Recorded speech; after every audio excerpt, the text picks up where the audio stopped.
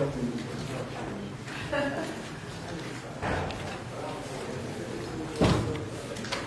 how are you? Good, Mark, how are you?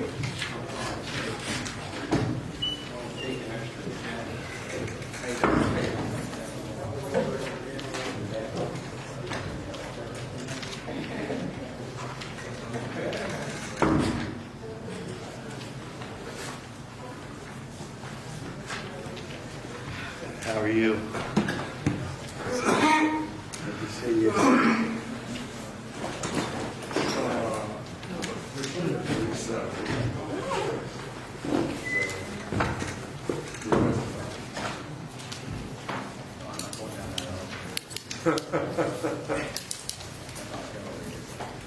Well, it's stairs, too. Stairs, well, you're going down. Coming on, it'll be quite a trip. That thing, we're going to go on hydraulics.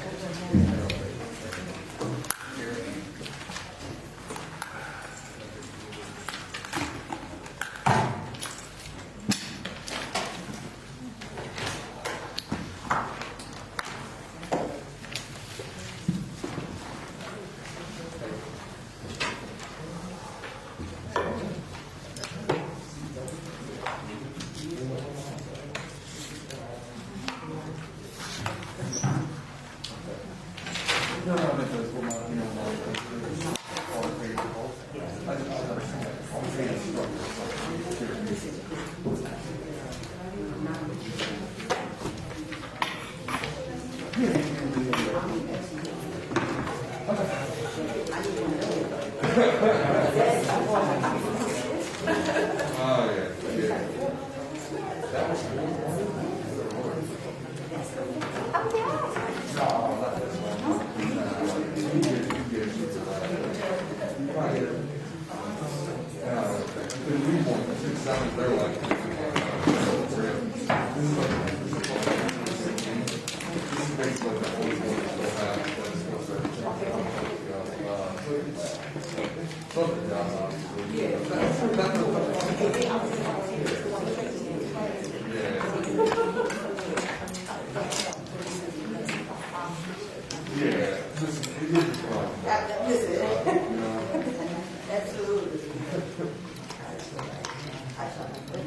yeah, obviously you don't want to, never want to get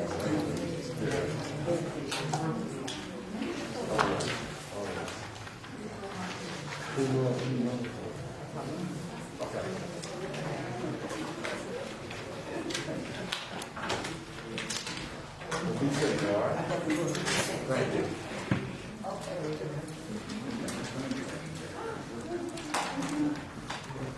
Come on, Bill, they can do it.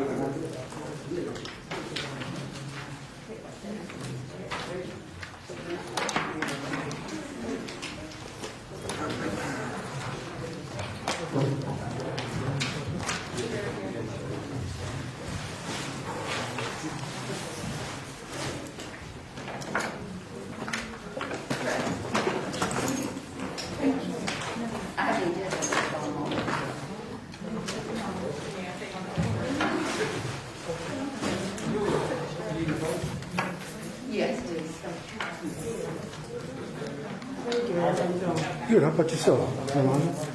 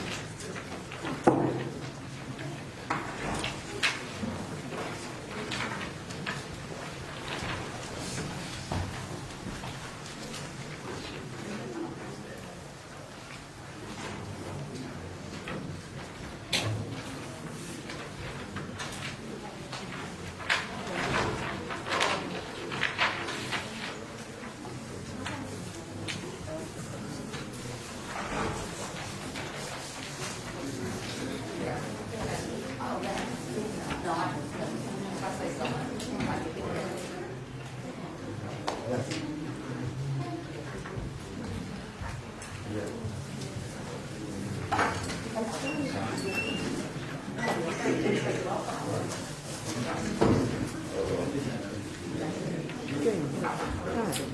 brother. I was trying to send this to Isaac Burrow email. It's not going through. What are you trying to I do? was trying to send it to Isaac Burrow email so he could pull it out, but it's not going through. Are you connected to the, I don't know.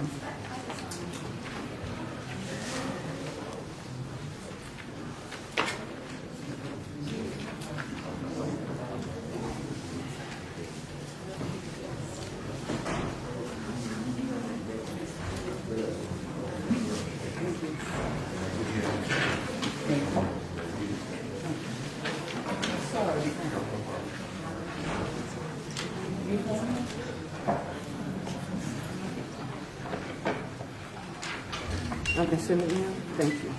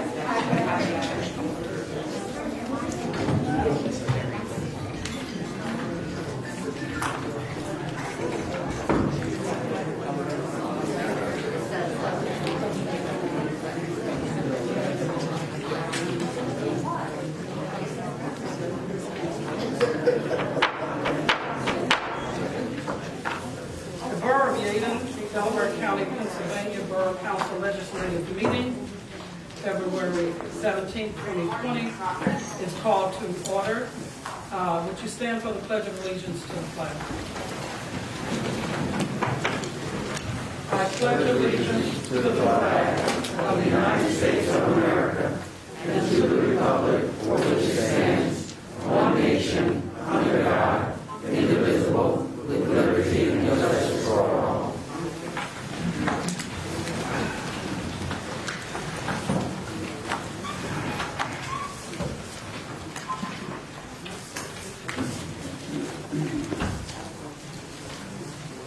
Roll call. Mayor Hepkin. Present. President Council Harris. Present. Vice President Johnson. Present. Councilor Beatty. Present. Councilor Monroe. Present. Councilor Rollcloud. Here. Councilor Brooks. Present. Councilor Jones Waters. Present. Solicitor Munch. Here. Madam Tax Collector. Present. Borough Manager. Present. Finance Director. Present. We have a quorum, Madam President. Thank you, Mr. Nichols. Before we begin this meeting tonight, the legislative session for the Yaden Borough meeting to conduct its business, I want to remind both the councilors and the public that we do have and have had for many years a code of conduct and decorum for this chamber. It is important for me to remind you that in the event the meeting gets out of hand or people yell from the audience, we will summarily have the police officer, after this first warning, to escort you out of the assembly. We would appreciate it very much that you adhere to respect and dignity of us serving you and hear out what people have to say without a conundrum of interruptions or aggravation. Would appreciate that very much. First on the agenda for tonight is the Citizens Forum. I want to also remind the citizens that wish to speak. I have several forms here where you have indicated that you want to come and address this body. That is the true democratic process. However, you're limited to 3 minutes. There is a time clock. When you approach your third minute, you need to wrap up your comments and allow the next citizen to speak. First, we have on the citizen wishing to speak is Ms. Jean Burrell. Ms. Jean Burrell, would you come forward?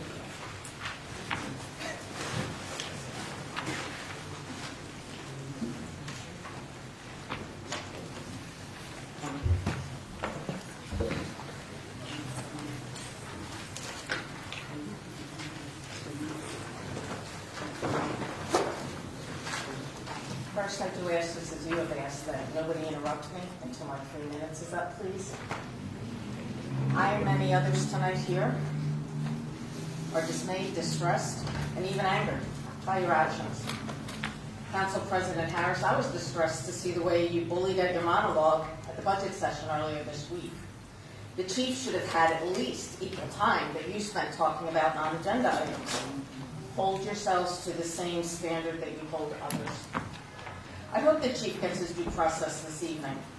You made a lot of accusations at council meetings and in the press. I've yet to hear a clear and concise understanding and perspective from the chief. In my role in HR, Human Resources, you can't, or at least shouldn't, take any disciplinary action until you get both sides of the issue. To do otherwise opens you up for all kinds of legal challenges. As the solicitor advised you in any capacity on the errors and missteps you may be making, including unlawful termination and personal legal accountability for your actions, are you prepared for that? Have you even thought about the emotional and destructive impact to the chief, his family, loved ones, and the community? You have not, or you would not be taking the actions that you're talking about taking tonight, which I believe are out of spite and personal agendas. If the chief is terminated, who will maintain the many programs that he has put in place? How will his replacement be vetted? By secrecy, which we're all becoming used to these days. Dayton is not perfect, but when the crime and destruction of property increases, residents don't get the continuity of safety and care they are accustomed to by our police force, and our quality of life decreases, you will be held accountable, legally and otherwise. Dayton deserves the best. We have it. Leave the chief alone. If you continue to take this unwise, unethical, unlawful, unprofessional, immoral, and totally preventable action, I again demand the resignations of any council person who votes to terminate the chief. Thank you.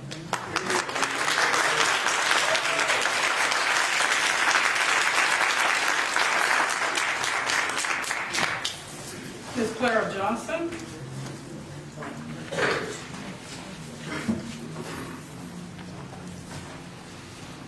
Just want to say good afternoon to all. Clara Johnson, Whitney Avenue. There haven't been any movement in this borough to address the quality of life since this council took office.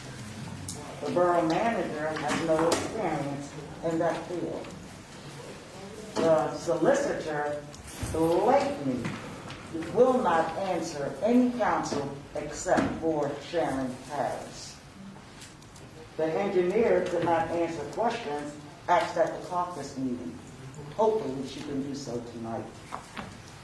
As far as Chief Chachi, any policeman, policewoman, SWAT team, military personnel, know that it is best to be prepared in case of an emergency. Chachi did just that. Just that. And we're going to condemn him for that? Ludicrous. Thank you, Chief Chachi, for saving us and all of those people over there.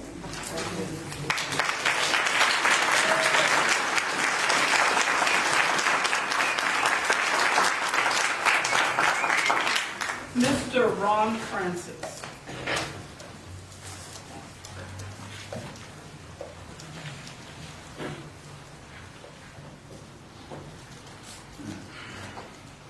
Good evening, Council, Mayor, everybody, residents, good evening. I'm here to support Chief Chachi. He was sworn in the same time I was sworn in. Ever since then, he hit the ground running. I've sent emails to the senator, the state rep, also to council. I didn't expect to return back from council, but I wanted to let you know how I felt. This guy has gone over and beyond what needs to be done as a chief. I caught him one morning, 7:15, patrolling, looking for people trying to break into cars. Okay, he's not a person who sits down as a seat jockey. He's done nothing wrong. The narrative, first, they needed a new chief. Then the narrative changed to he spent $387,000. We discussed that last year. There was nothing wrong. There was no misconduct, no misappropriation, no misallocation. He did that to service us, the community, to keep us safe. Okay? Our lives are worth more than dollars. Okay? If you want to look at dollars, look at different avenues. Okay, the narrative was changed a couple of ways. And I wanted to find out, why did it take a year to reopen the budget to look at something that we had already approved? Since you taken office, there's been nothing but moving Yaden backwards. Your decisions affect Yaden and the community. Okay, Yaden was a nice, quiet borough. Now we're on the news. Okay, known for division, discord, and dysfunction. We don't want to be known for that. When we go to try to get grants or whatever, they're going to look at us and laugh. Like, really? What do y'all have here for? I thought we had grown as individuals and politicians that the biases and personal risks would not affect our judgment or your judgment and decision, which would affect the residents of the community. For real, for real. He's got over 1,000 signatures on his petition. How many votes did y'all get?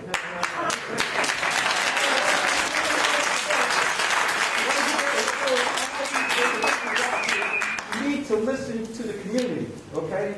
1,000 more votes, okay? What I'm saying is, you were put in those positions to help this borough move forward and to listen to all of us.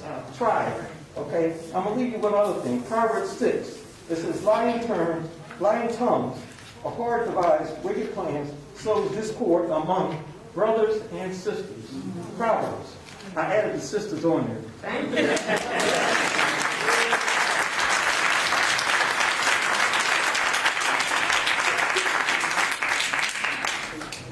Mr. Michael Trent.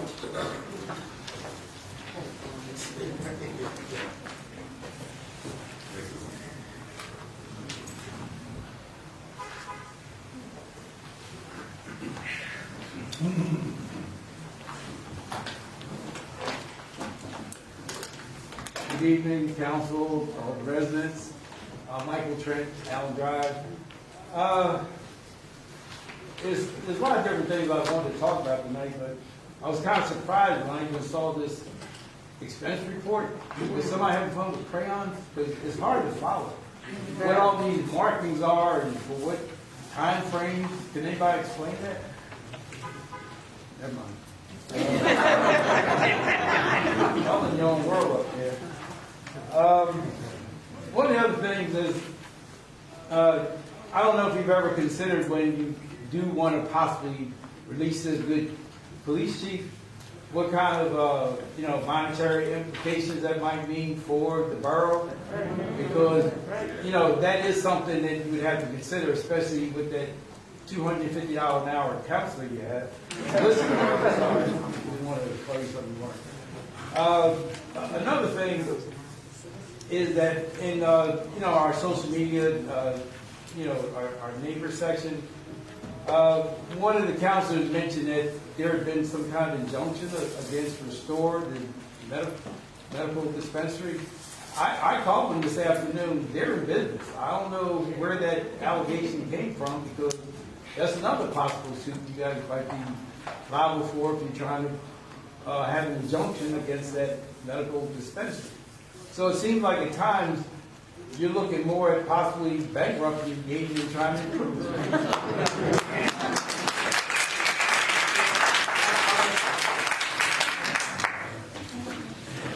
Are there any other residents wishing to speak before we close this section? We have some out here in the hallway. We have one more resident. Do you have a form? Did you complete a form? You need to complete a form. Thank you.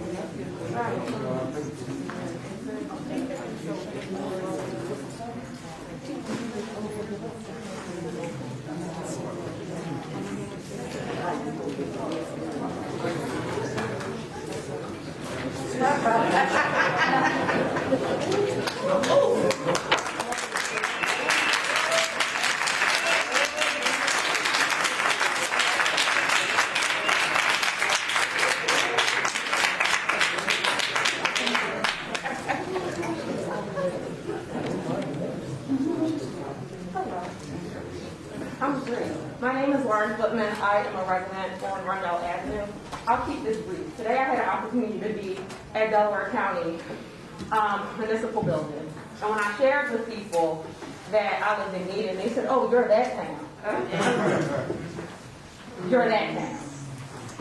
Yes, we're that town that finds it appropriate to actually participate in reverse racism. And often people say that that's not possible, but they say there's a first time for everything.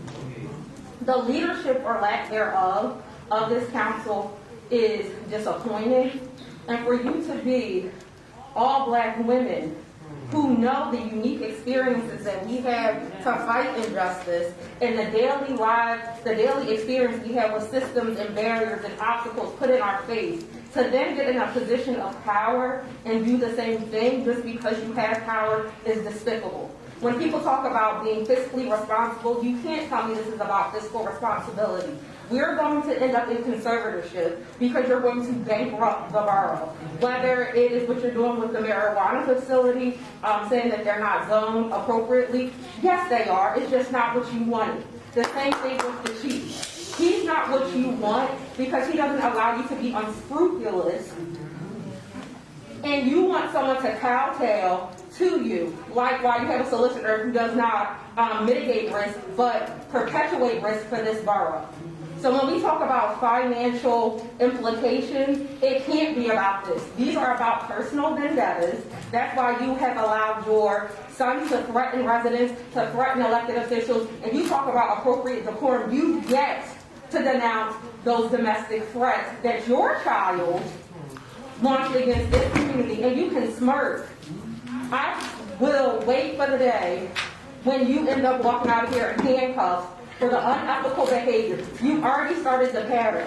And so whatever happens here today, keep raising your eyebrows, because I raise my eyebrows every time I see a new article about the level of unethical behavior that you allow within this borough. You keep saying you're here for us, but why is it that overwhelmingly we want Chief Chachi, but we are here dealing with your personal vendettas because you are used to being in power, and when absolute power corrupts absolutely. We stand with Chief Chachi.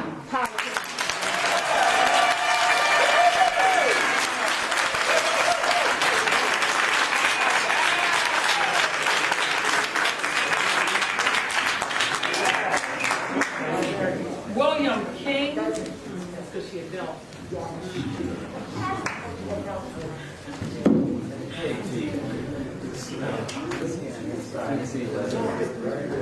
Hi, I'm Dr. Bill King.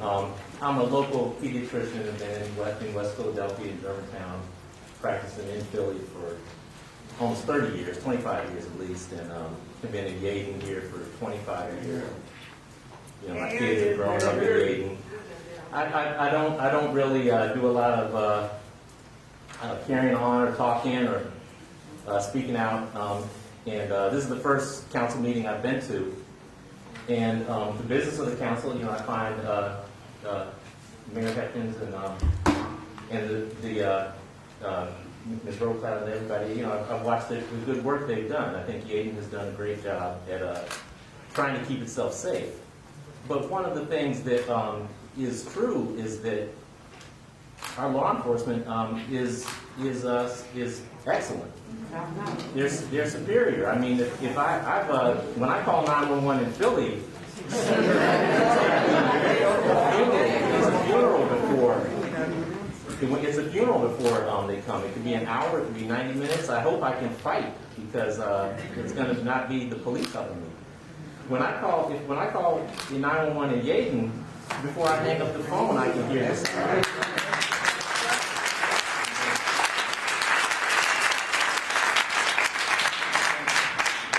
And most of the time, you know, now before, you know, all the law enforcement, you know, waves and says hello, and we wave back. We really appreciate that they keep us safe. But Chief Chachi has always been above and beyond. You know, I live on Park View Boulevard. He wrestled a groundhog to the ground when Miss Maxine was angry about the groundhog, and then he put up the deer fence for her. I don't think that's part of his job. I don't know where he even got a deer fence. When we had the deer apocalypse 2 years ago, all of my hostas were eaten. But the chief organized the deputies, and they got rid of those deer. And they brought me some of that venison. That was delicious. And I know the deer don't appreciate the chief, but we appreciate what he brings, which is his own personal care for the community. My reign, I went to fancy school at Stanford, and I was the president of the Black Student Union.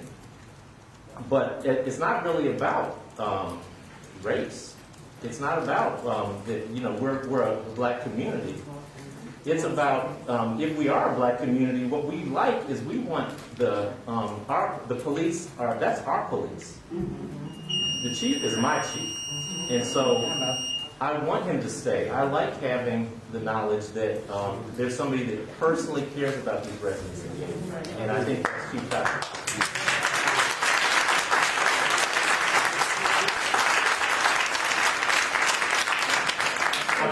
Jam, because he's in a jam.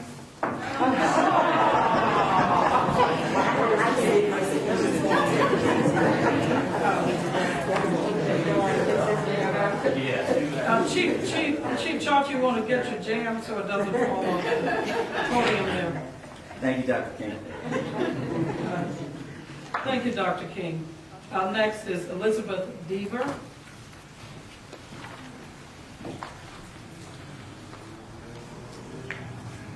My name is Elizabeth Dever, and I am going to speak as a citizen and also as on behalf of my mother, who owns a business in Yaden and has for 21 years. I'm going to tell you a short story about a little boy. That little boy is my 11-year-old son. His name is Brandon Johnson. There were some detectives on my street, on Myra Avenue, back when COVID first started. And he decided he was going to make happy faces to spread throughout the community and give them to people. And on the back of the happy faces, it said, "Smiles are contagious too, so here is one just for you." And it was something to have people put in their windows so we could see their smiles. About, I don't know if it was a day or two later, I was taking a nap after doing homeschooling with him, virtual learning, and I hear this, my fiance was downstairs with my son, and I hear this banging on my door like it was the cops. And lo and behold, it was the cops. Because they wanted to meet the little boy that Chief Chachi had sent his officers around, who gave the detectives the happy faces when they were there. In that time frame, my son has gotten a diagnosis of Asperger's. And he's like an old soul and has a heart of gold. Karen Dixon is his therapist who works with him. She arranged, he's very, very fascinated with all our hardworking men in Yaden who keep us safe every day. And she organized for him to meet the chief. That little boy wants to grow up to be like the chief. This man is not sitting behind a desk.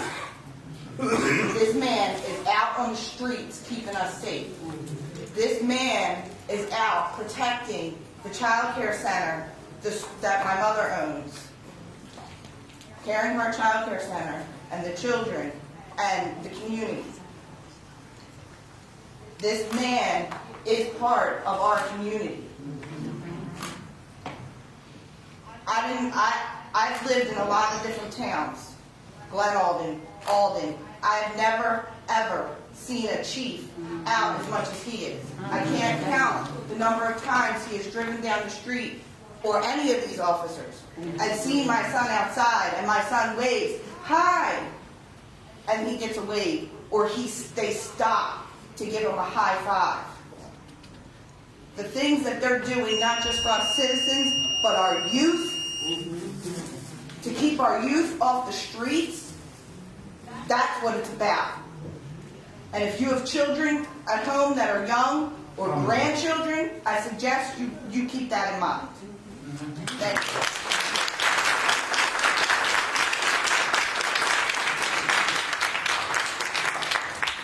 Next on this agenda is Councilor the, Harris, may I be recognized, please? yes, Will you be allowing the residents who are attending virtually to comment? yes.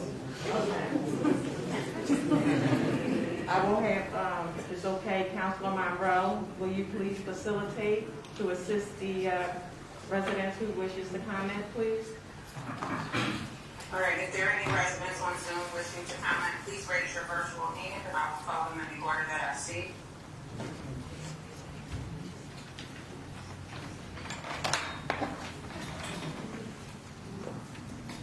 I see Constable Charlie W. Can you please come off mute? Hello, everybody. How you doing? I just wanted to say I support the chief. Had a great job. The chief's done what he needed. I believe she go ahead and keep the chief. I hope that everybody can talk things out and come to an agreement. Maybe change some standards if that's what's required. But I think we should go ahead and keep the chief. That's all I got to say. Thank you. I see a hand for Casey Butler. Hi, good evening. I just wanted to share a personal story. I grew up in Southwest Philly, not far from here. I moved to Yankton, and I live on a very busy. I live on a busy street. It's not a major street, but it is a busy street. And I called the borough to express my concern about the volume of traffic and the speed of traffic going up and down my street. And I just wanted to say I received a personal feedback from the chief, which I'm forever grateful for, because one, that would never happen to grow up with. But it was a 24-hour turnaround. I think I called early in the morning, and by that evening I received a personal phone call from the chief. And the next day they showed up. There was a police presence on the street, monitoring traffic, and speed bumps were placed, and that was really important to me because I have young children, and a couple other families on the street do also. So I'm very appreciative of that. My vote is to keep the chief, and I hope everyone can come to an amicable agreement to do so. Thank you.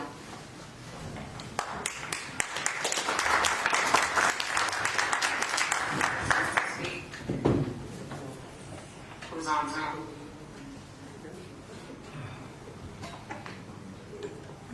Okay, it looks like we're included. I don't see any additional meetings.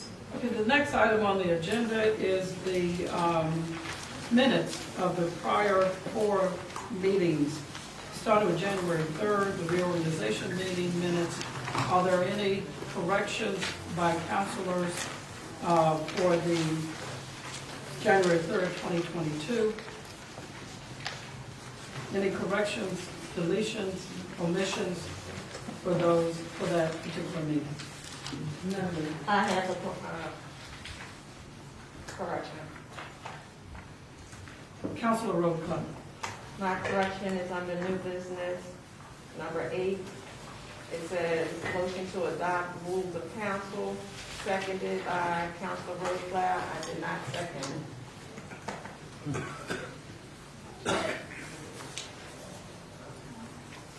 If that correction is noted.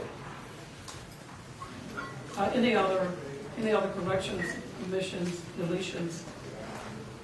Hearing none, all in. Yes, Councilor Monroe. Thank you. My name is spelled M-O-N-R-O-E. It's spelled in a variety of different ways throughout these 4 documents. I'd like that corrected. Thank you, Councilor Monroe. Motion to, with those corrections, motion to approve the minutes of January 3rd, 2022. It's been moved and properly second. Are there any further questions? Yes, this is Councilor Rogan. I'd like to know if these minutes will be placed on our website, and has there been anything in place to make sure we receive the minutes in a timely fashion?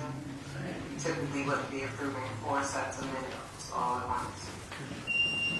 Yes, Councilor Monroe, they will be placed, they cannot be placed on the website until they are voted and approved with the necessary corrections. So as they are corrected, we will certainly have them available on the website.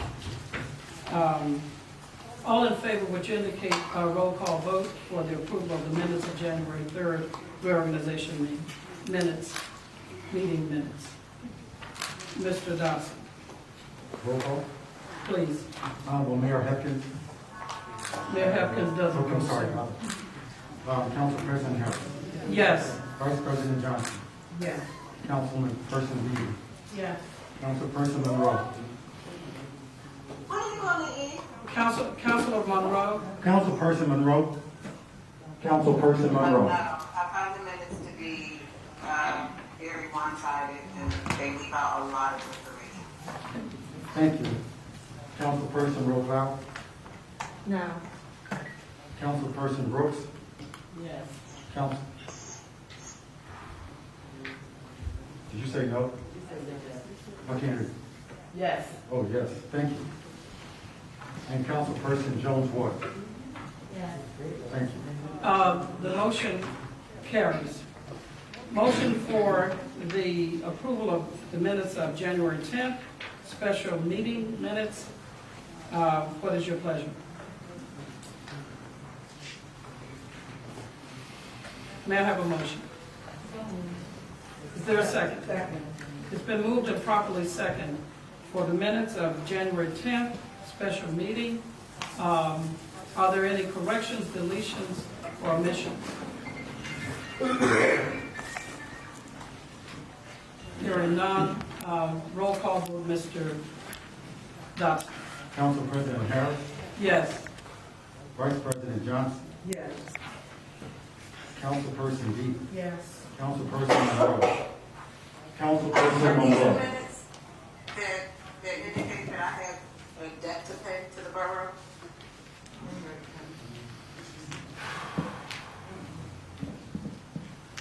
Can you please repeat what you just said, please? Are these the minutes that indicate I have a debt to pay to the borough? Those are the minutes, ma'am. But my question before we continue with the vote would be, how do you intend to collect this debt that you say I owe the borough for sending a letter to the community? Councilor Harris. President Harris, Councilor Rose. Here we go.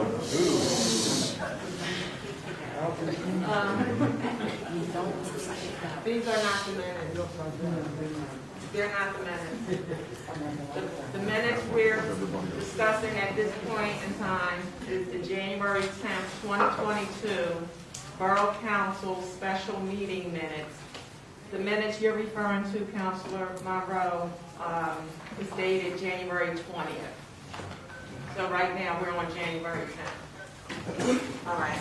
So my vote would still be no, if the minutes are one-sided and don't reflect what actually did. Thank you for your comment. Councilperson Brooks. Can I skip some? Yes.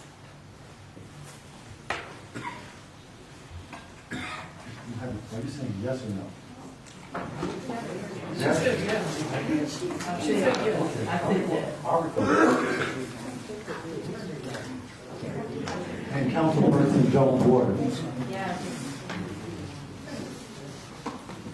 The motion carries for January 10th. You didn't call me. I'm going to call you now. Councilperson Rowe. No. The motion carries. Would you please make a note, Mr. Johnson, for that correction with regards to Councilor Monroe's comment, please? And the correction is, That these are not the set of minutes that discuss the marketing material that went out. So you want to just make a note of that? thank you. Thank you. Thank you, Councilor Rose. The January 20th meeting caucus workshop minutes.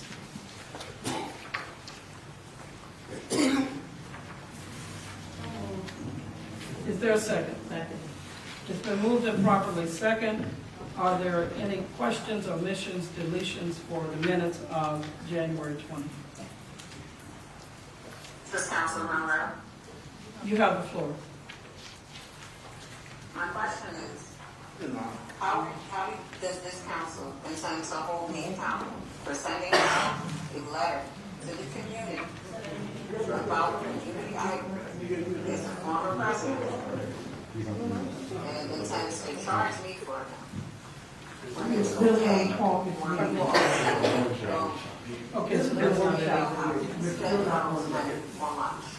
Yeah, Councilor Monroe will have to make those corrections because I'm not certain of the, if the correct date, where you were held accountable for that particular expense. So we will research that and get back to you. And, I believe Councilor Roquel has already researched it. well, Mr. Dodson will need to research that and bring that to the next meeting, and he'll probably need a consult with the solicitor with regards to that. It's not a resolved issue. So it will be corrected and advised, instructed and advised. Okay? All in favor of the motions on the floor, all in favor, roll call vote, Mr. Dodson. Council President Harris, Yes. Council Vice President Johnson, Yes. Councilperson Dees, No. Councilperson Monroe, No, the minutes do not accurately reflect what happened in the meeting and should not be approved. Councilperson Rhoda, No. Councilperson Brooks, Yes. thank you, and Councilperson Jones Waters, Yes. thank you. The motion carries. And for the new business, I will defer to Mr. Much, our solicitor. Harris, I'm sorry, we have the January 20th legislative meeting minutes. Yes, thank you. January 20th, may I have a motion to approve the legislative meeting minutes for January 20th? May I have a motion? Is there a second? It's been moved and properly second. Are there any omissions, deletions, corrections to these minutes? Yes. I have, Councilor Rhodes. well, it looks like it says a motion to approve the accounts payable list with the amendment to have $1,451.82 withheld from Councilor Latoya Monroe. If my memory serves me correctly, that amount was not being paid to Councilor Latoya Monroe. That amount was to be paid to our former communications operator, I believe it's Pop Communications. So this actually is incorrect. Counselor, as we have just previously discussed it, that's a matter that's going to have to be resolved with Mr. Dodson and the solicitor to advise. We did discuss it. It is, those minutes are with that exception. I will add to the dialogue that Ms. Huff was paid, and there will be a further research as to how any collection from Councilor Monroe will be advised by the solicitor. Any other Well, I do questions? understand that, but my point is, as this is written is incorrect. As written, this is not what happened. This is not what happened, it's incorrect. It's really not incorrect. These minutes need to reflect a correction. Mr. Mutch? Well, the minutes should accurately reflect what occurred at the council meeting, and I'm more than happy to review them with Mr. Dodson if you'd like. Oh, that's fine, but if you're voting on the minutes, we need to put on a record that what's in these minutes is incorrect. But they're not incorrect. What was discussed and what was approved with that accounts payable list indicated that Ms. Monroe had sent a letter out from the cost of this town, that had no political, that had more of a political marketing than on the business of, than on the business of the town. And that was the cost of that publication, of those letters going out in the mail. That was discussed at that 20th meeting. So Mr. Mutch and Mr. Dodson will research and resolve the issue and notify Councilman Monroe as to the outcome of it. The motion that was made on January 20th was to withhold that amount from Hop Communication. No, it was not. It was. It was not. It was not. We can review the tape, but well, we certainly can. Thank you. Thank you. We certainly can. We certainly can. Thank you, Councilman. Okay. A roll call vote, Mr. Dodson, for the minutes. With the. Okay. Mr. Dodson, call the roll, please. Council President Harris. The motion is on the floor. No, Vice President Johnson. No. Yes. Councilperson Deedy. No. Councilperson Monroe. Mr. Mutch, there's another motion on the floor to table. Can we advise President Council Harris what it means when a motion is put onto the table in a second? We didn't, there was no second to table. Okay, we will revert back to the table. The motion has been placed on the floor to table. It's been seconded. All in favor? Is there any further discussion?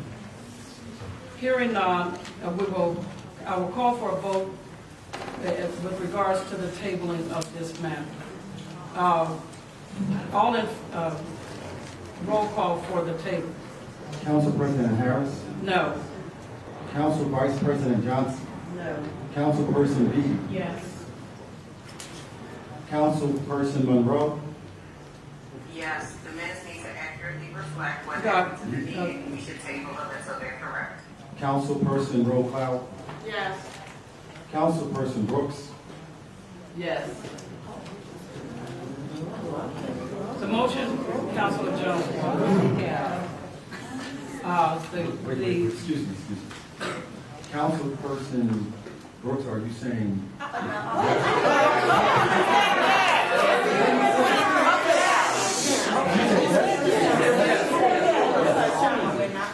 Councilperson Jones Water. The motion carries to table. So the minutes of January 20th will be tabled for further investigation.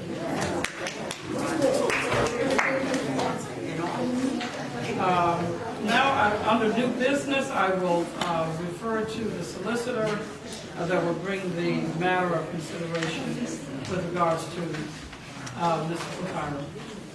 Mr. Mutch. Thank you. Good evening, ladies and gentlemen. Speaking of Mike.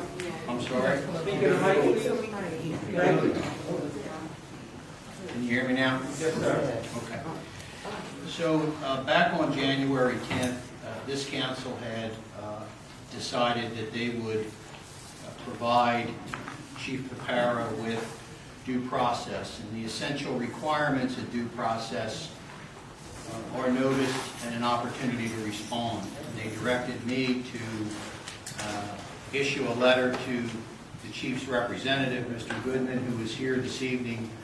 And on February the 12th, I did that and provided notice that this council intends to discuss and consider the performance deficiency identified below during this legislative meeting this evening. During the meeting, Borough Council members will vote on whether the deficiency warrants the removal of Chief Paparo from the position of Chief of the Ayden Borough Police Department.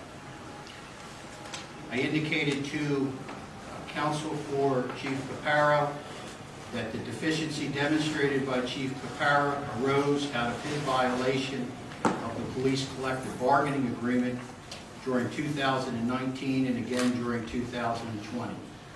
Chief Paparo's duties as the Chief of Police of Ayden included the scheduling of full-time and part-time police officers. Chief Paparo, it is alleged, violated the terms of the collective bargaining agreement by scheduling part-time officers to work more hours than permitted by the collective bargaining unit between the Borough of Ayden and the Fraternal Order of Police. This violation of the collective bargaining agreement resulted in the entry of a consent award that requires the Borough of Ayden to pay $387,000 to the full-time borough police officers whose rights under the collective bargaining agreement had been violated by Chief Paparo.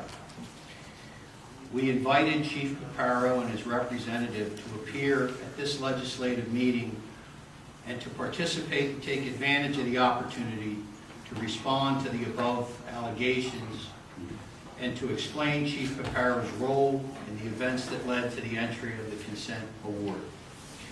The counsel for Chief Paparo had responded to me on February the 15th, and in that response, he had requested whether or not the meeting would be held in an executive session.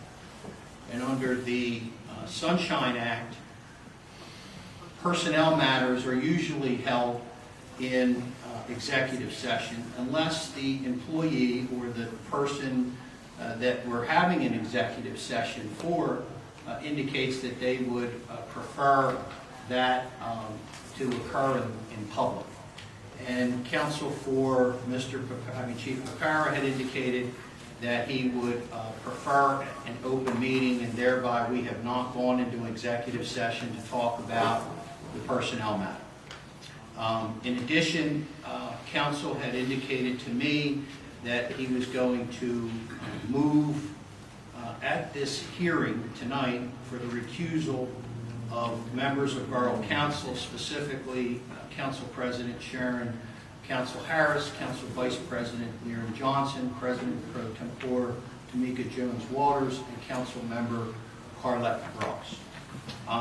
In addition, Council had requested a copy of the consent award that was referenced in my February 12th letter, and though I did respond to him on Wednesday evening, I was responding by my phone and I did not have an electronic copy of that consent award. We did forward that requested consent award to counsel for Chief Paparo this morning. So at this time, hearing the allegations of deficiency by counsel for the Borough of Ayden, I invite Chief Paparo's representative, Harold Goodman, to address council.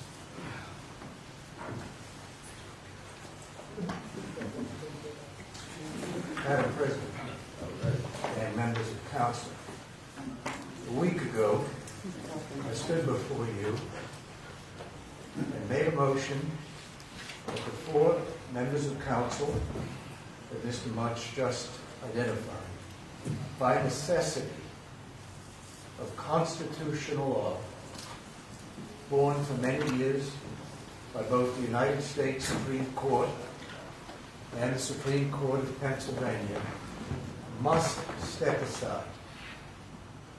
After 2 executive sessions, recognizing that there had been a total failure to comply with those requirements, a decision was made to provide the chief, finally, with some kind of hearing. Mr. Mutch has identified only 2 of the constitutional requirements. He identified them as notice and an opportunity to be heard. Silent, however, is the very issue we have posed. He forgot to mention the constitutional right for an impartial, non-biased decision maker. That has been the crux of our argument. It is not just borne by law.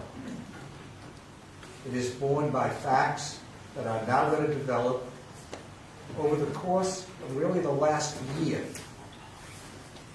And before I touch on those, I must comment on the consent award that Mr. Mutch just mentioned.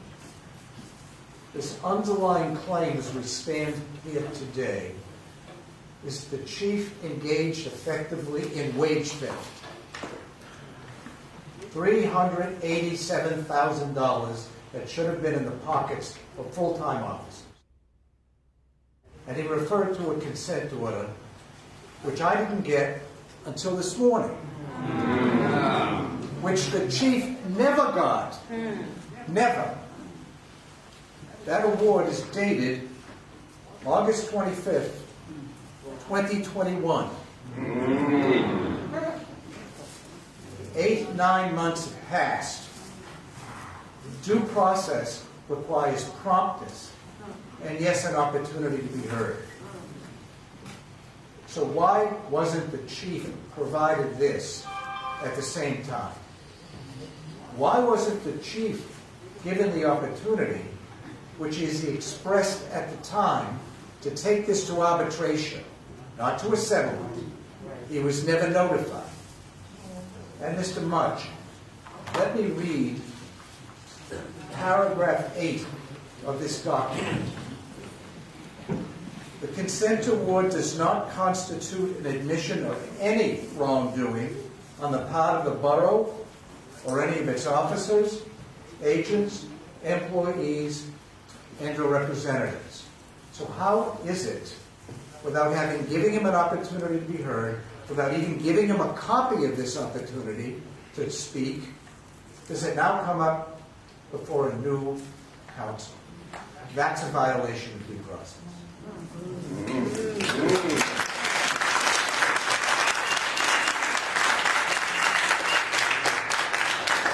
But in due course, I'm going to have the chief address to all of you today why this is all a pretext, a cover-up of what is the real reason. 4 members of this council in a variety of ways, publicly, at restaurants and at bars, have said this is a black town. We want a black police chief. And that has been expressed so frequently that it has dominated the discussion. And it was only after those charges that somehow, 8 months later, we're hearing that this chief engaged in what effect is wage theft. It's a cover-up. So now let me start very briefly with the commands of due process and impartiality. This is what the Supreme Court of Pennsylvania said in 1992. Due process is fully applicable to adjudicative hearings like this, and where the very entity or individuals involved in the decision to prosecute are significantly involved in the adjudicatory phase of the proceedings, a violation of due process has occurred. What is the penultimate responsibility of you 7 who are being asked today to cast a vote on the integrity of a man who we've heard repeatedly is beloved in this community? This is what the requirement is. Any tribunal permitted by law to try cases must not only be unbiased, but must avoid even the appearance of bias. A man or woman cannot sit and judge when he or she is a member of a board which has brought the accusations.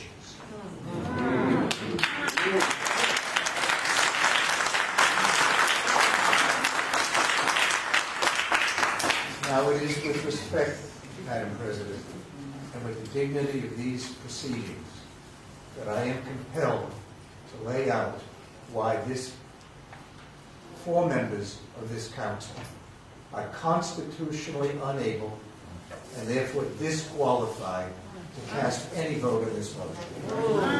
Right.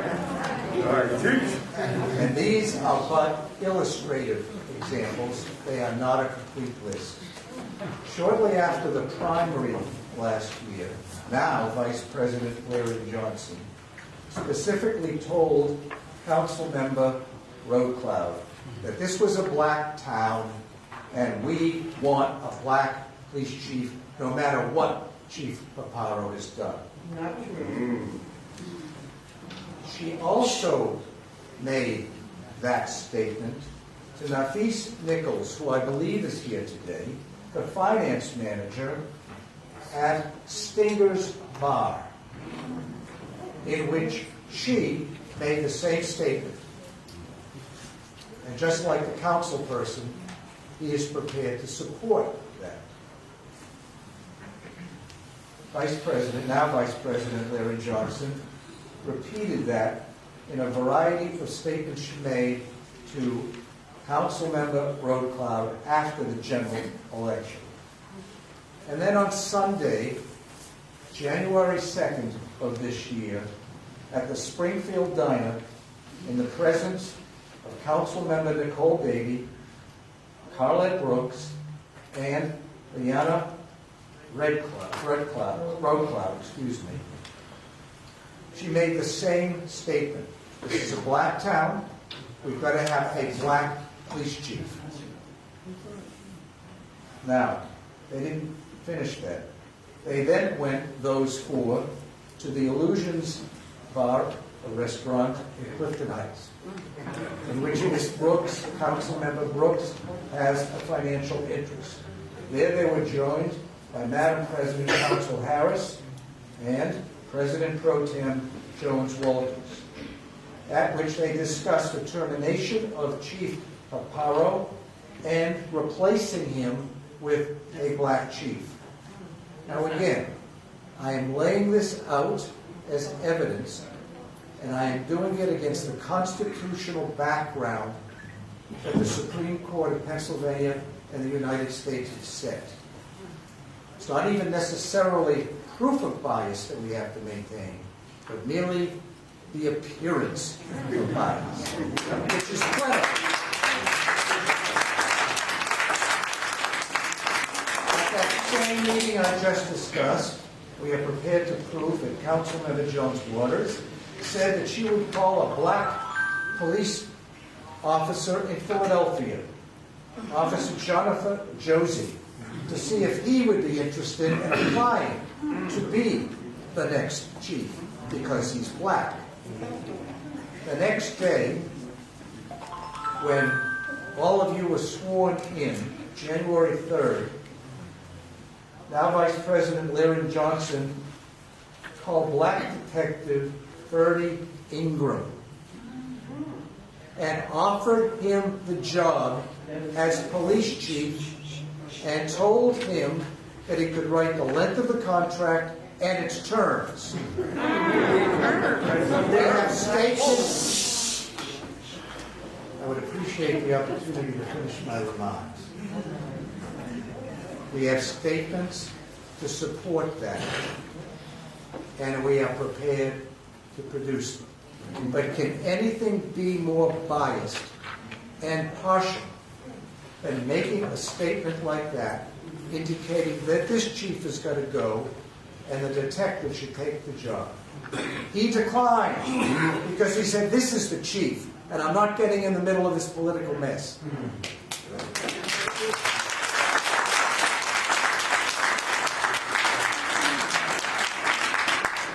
And we have a written statement from Lieutenant Sean Burns backing up every word that I just said, as well as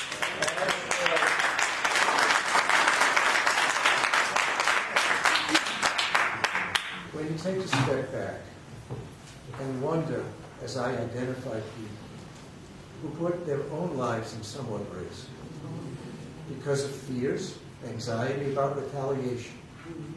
It does take courage to be able to allow me to identify these people so that you can all understand why you must step aside to do the right thing.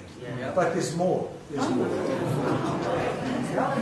Also on January 3rd, Vice President Lyra Johnson told Mayor Hepkins that the Borough Council intended to fire Chief Pagano and replace him with a black chief. And the mayor would not have any part of it. He, like so many of you here, has stood proudly to say that this community has been safe under the chief's watch. That crime has been reduced. People are recognized as human beings in the street. 30 minutes before this began, a lanky man, I was speaking to the chief, said, "Are you the chief?" He said, "I am. I just want to thank you. I'm a cancer. And the other day, I was on my meds, but I was wandering the streets. One of your officers picked me up and drove me home and said, 'This is what the chief wants us to do.'"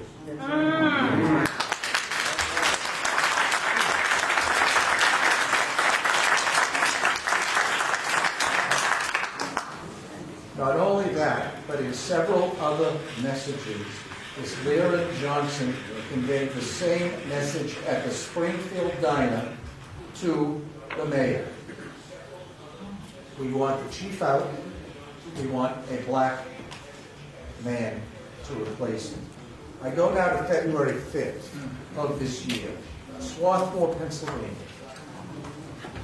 At a conference held by the Pennsylvania Association of Boroughs, Council President Sharon Council Harris, along with Lyra Johnson, Jones Waters, Nicole Bailey, Carlette Brooks, they were there for a legitimate training purpose, but they're sitting around and talking.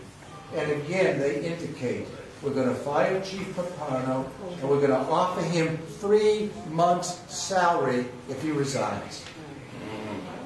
2 days later, that came to pass. 4 people attended a meeting. They are the chief, Madam President, and the mayor. I said 4, 3. And at that meeting, Madam President presented that same offer to the chief. Resign and you get 3 months. You don't resign and you get booted. You get fired. This man has no intention of leaving his job.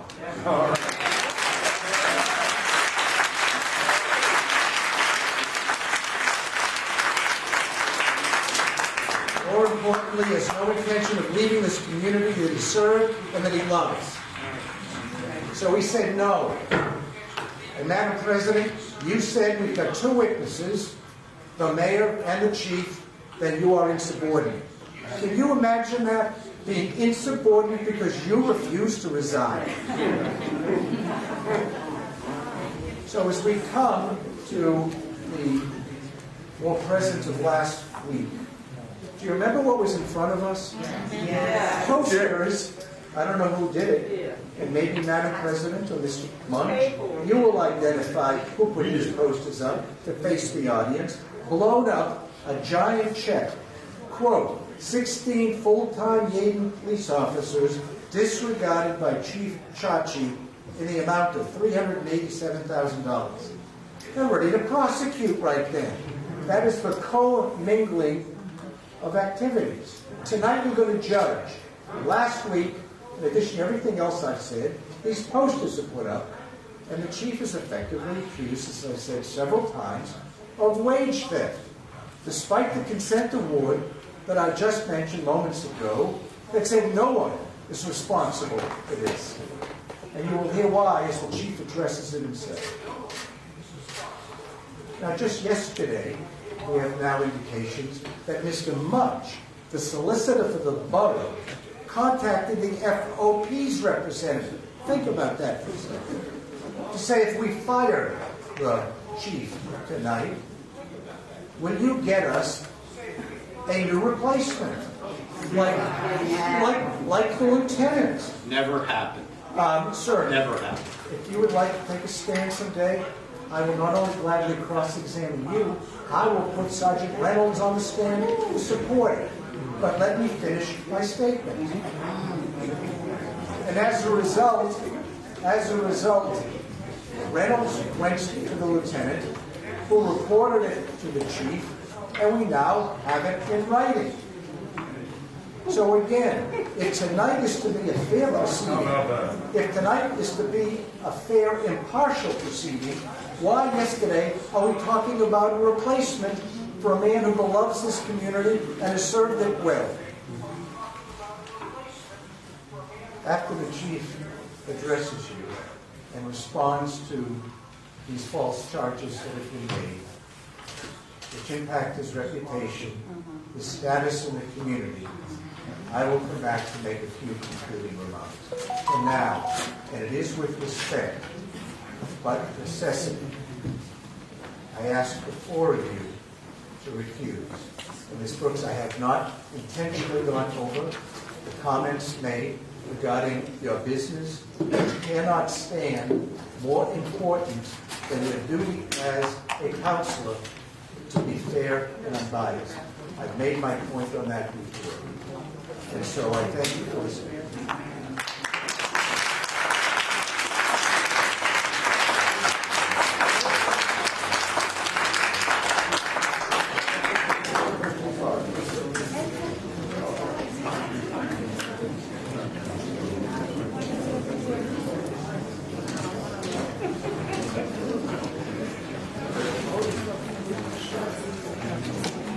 Good evening, everyone.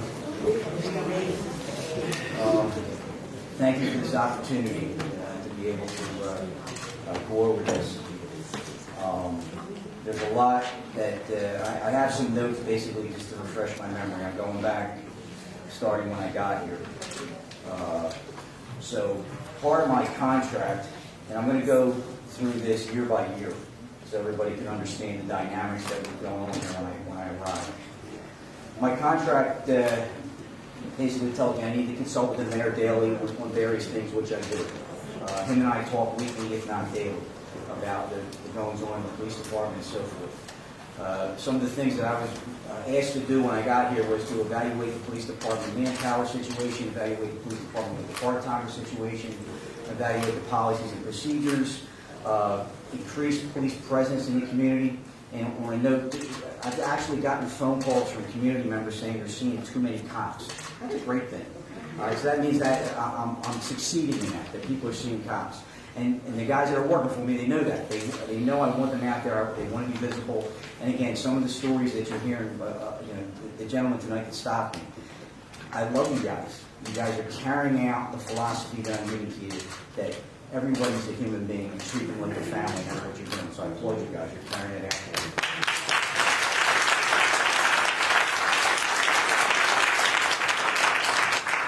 I was also asked to diversify the police department, do as much as I can diversifying. Councilwoman Beatty made a comment during the budget meeting that, the borough only has so much money. We can only hire so many full-time cops at a time. So periodically, we have to have part-timers. So when I reviewed the part-timer situation here, and again, I'm referring back to 2018. If I recall correctly, we had about half a dozen part-timers. And when I reviewed the part-time work that they were performing, a lot of these guys were not showing up. There was only 2 people that were actually working when we called them. 4 of them were basically just coming here to keep their certification up. And in the state of Pennsylvania, you have to do so many hours of training to keep your certification up every year, or you got to basically retake the whole police academy. So I let 4 of those individuals go. And in 2018, when I arrived here, there was 14 officers. I had 1 officer retire in June of that year, which brought me down to 13. And during that time frame, we did fairly well in 2018.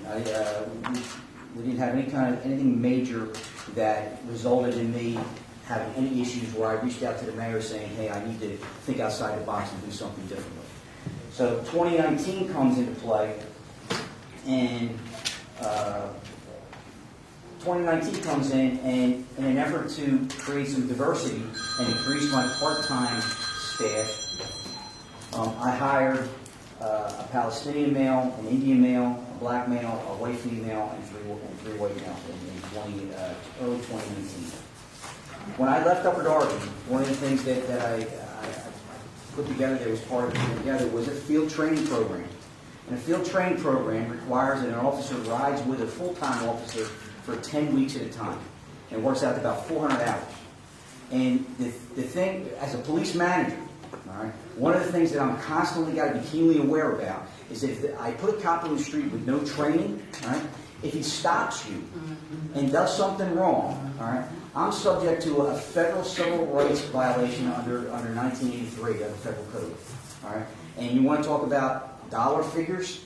Millions if a cop's not trained. The first thing they do is they take a look at your policy manuals. They say, well, all right, are your policy manuals up to date? When I got here, one of the first things I started to do was any kind of policies that were going to affect the public. Use of force, citizen complaints, duty to intervene, anything that I need to do to make sure the cops are doing the right thing. Because if you don't, the first thing they do is say you failed to train. So my understanding of the contract at the time, talking to various people, was training. I could use part-timers for training. Training is not something that comes out of the bank of hours. All right? So unbeknownst to me, little do I know, in 2020 when 2019 came into play, was no, I got banged for training cops. I got trained for the hours that put me over are hours that I trained police officers for. So I can either say, okay, here's a set of keys, rookie. You just got out of police academy. Here's the set of keys. There's a car. Drive around Yaden, and then sit back on my seat and say, please don't do something stupid. Or I can train them. And they got trained. They got trained by these guys, all right? And they do the job. You see it, all right? So, as a result, all right, in April of 2019, now this time I have 13 full-time officers. In April, I wound up with a couple guys going out, and I call it IOD, police language, it's injured on duty, okay? So it brought me down to 11. Then I had 3 officers during that year that wound up coming down with major illnesses that they had to be out. All right? And I calculated those hours that the officers out just with illnesses were out for 1,336 hours. The 2 full-time officers that were out injured on IOD or injured on duty were out almost 3,000 hours. Okay? Now I can use those hours, and it doesn't affect my bank. So what did I do? I called the mayor. And I said, Mayor, I said, I'm in trouble. I'm in deep trouble here. I got 8 guys. All right? I can't protect you with 8 guys. Can't protect you with 8 guys. All right? It's impossible. I agree with you, Madam President. We live in you guys are good people. Great people. All right? Is the city of Philadelphia not good people? All right? Because you made a comment, all right, that really insulted me. All right? You made a comment that the reason this town is safe is because we got good people living in it. All right? So I'm going to assume that Philadelphia is not a good town because it's crime rate. No, there's a lot of good people in here. All right? But it's the criminal element, all right, that if they see an opportunity to come into a community and take advantage of it, they will. But you know what? I don't let them take advantage of it. All right? If you come into Yaden, I make it known to you that you're not going to be successful committing crime in this place. And you know how that works? Those guys and everybody sitting in this audience.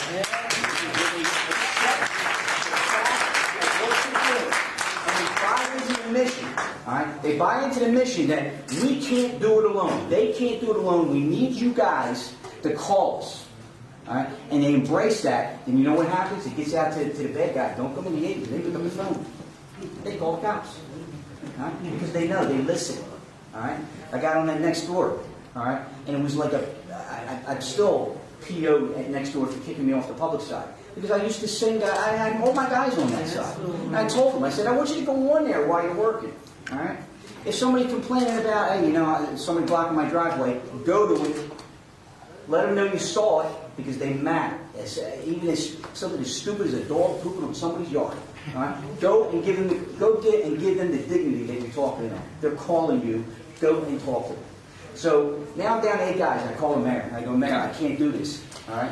What I want to do is I want to put. We had a power shift, a 1-to-1 power shift.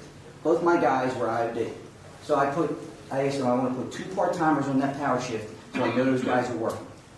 And he says, do what you got to do. I said, I want to add a part-timer to the shifts. I said, the reason being is the full-time guy calls off sick. I got nobody. So I can't ask these guys who are part-time to basically drop everything at a moment's notice. Most of these guys have full-time jobs, or they have other jobs to make ends meet because they're only making $20 an hour at the time. All right? That's nothing. All right? They don't get overtime. They get $20 an hour. All right? Plain and simple. So I asked him, I said, can I do that? Because the problem I had, ladies and gentlemen, a couple times, all you had working was part-time. All right? Because a full-time, and again, I didn't have a problem with it. I'll tell you why. Because they got trained. All right? They got trained. All right? So I said to the mayor, this is what I want to do, because my problem is when a guy takes off and they got and 8 guys left, 12-hour shifts, they got to use their time off. All right? Contract says I can't really basically tell them no. All right? So I do that. The mayor says, do what you got to do to keep people safe. And you know what happened in 2019? Time went down again. Time went down again. So, let me catch up here. 2019, all right, with 8 guys, all right. We had the Henry Toma homicide, where 2 guys crashed into him down at Darnell Church, all right. Takes the one thing, and here's the thing that a lot of people don't understand, all right. I get line items in my budget, and one of them is police overtime. But when I get that line item for police overtime, it doesn't say homicide on May 12th, robbery spree on June 4th. It doesn't say that. I got to figure out what to do when something hits. So I can either tell you, I'm out of banking hours, I don't have enough cops, all right? And one of the things I did when I first got here, I trained all these guys in crime scene stuff. You want to know why? I'm sick and tired, and nothing to CID, all right? Nothing to CID, great detectives. But at the end of the day, when they come in and they go home, all right, we're forgotten. Nobody in this town is going to be forgotten while I'm here. All right?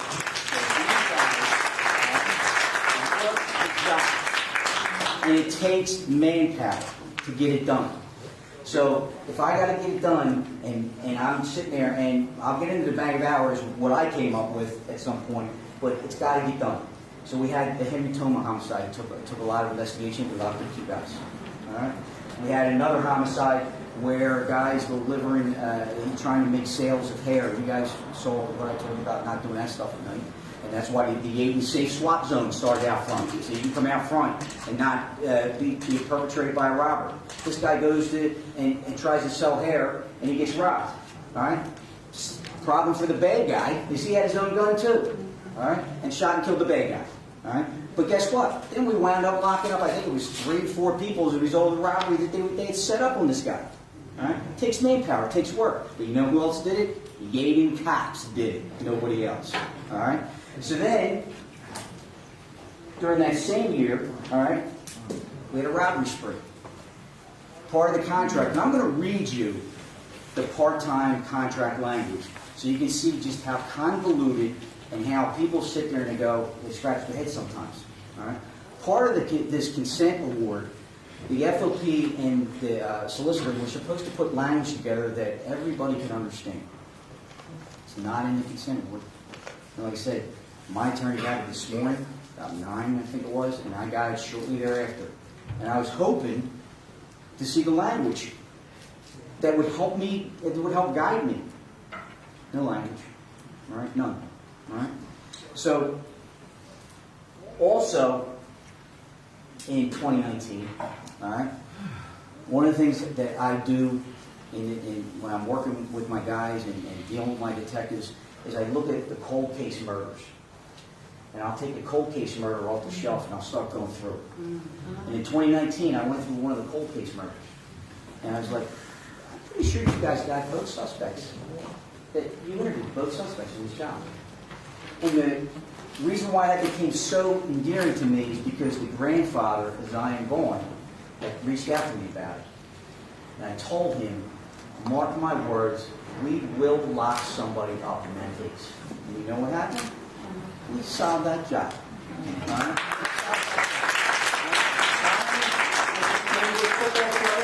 That was on Church Lane. Walked down Church Lane, met two scumbags. Okay, all right. Didn't know any better. Talked to them. Next thing you know, he gets shot in the back.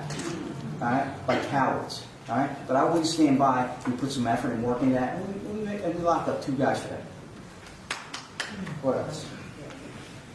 All right, so where am I at? All right, so let's move to.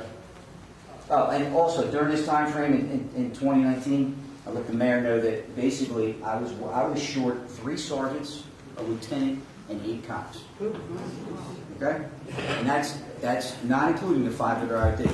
Our strength in Yaden is supposed to be 21. Okay, 21 cops. I've worked with 13 at 1.8. So I'm not great at math. 13 guys down. Okay, 13 guys down. But we did it because they put their heart and souls in it. I put my heart and soul in it because you guys matter. All right? So, 2020. All right? In fact, at the end of 2019, I asked council, I said, if you want me to do great things, if you want this department to do great things, and guys, you have, with what we've been dealt, I asked for 8 new police officers in 2019. And guess what? The council approved it. They approved it. And I put a test out, and I believe it was November.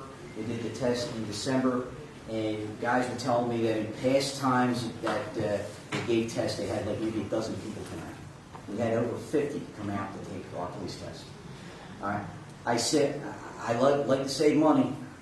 All right. So and the other thing too is I want to give everybody an opportunity to be a cop. All right. So there's testing companies out there that charge an arm and a leg to do tests. And the tests, some people are just not good at tests.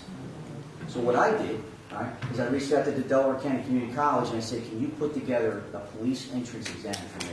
All right? And they did.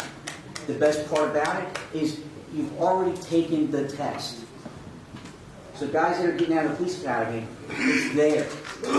It's not these goofy questions that some of these testing companies put together. So out of, I think it was 53 people that took the test, I believe it was 49 passed. Okay? 49 passed. Okay?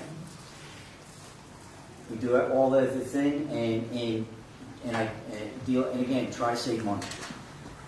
It cost me, I think it was like $800 to do the test, when normally you're talking $5-10 grand to do something like that. I talked to the borough finance, and I talked to council, and I said, here's what I want to do. I want to hire guys in March, and I want to hire guys in June.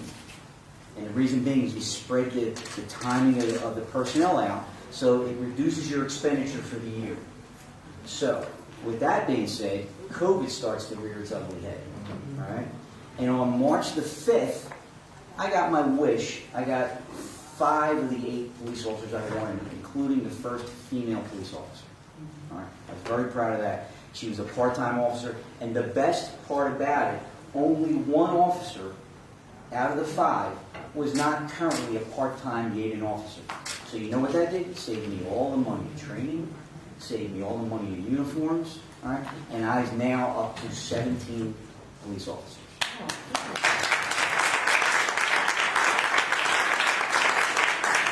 So I get an email in 20 about going over for 19. And I'm like, all right, well, how do I go over? Give me an idea. And the FOP don't have to tell me. How can I live like that? How can I operate when they won't give me numbers? And then when I give them my numbers, all right, it's funny, my numbers are accurate because my numbers come from an accounting system in the police department. All right? And I'm going to give you an example of what irritated the living daylights out of me with this bank of hours. Okay? Officers get, they get a bank of hours, which is your vacation, your holiday pay, your personal time, and Kelly time. And Kelly time is extra hours you get because our work week is not a 40 and 40. Our work week could be 36 hours this week, 72 hours that week. It varies. So you actually get more hours in your paycheck, but you don't get paid for it. You get a day off, or what they call Kelly time.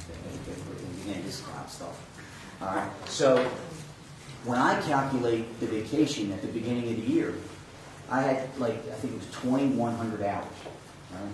I get the FOP's response, and it's 1,800 hours. So where did 300 hours go? All right. Well, here's what the Yaden contract has.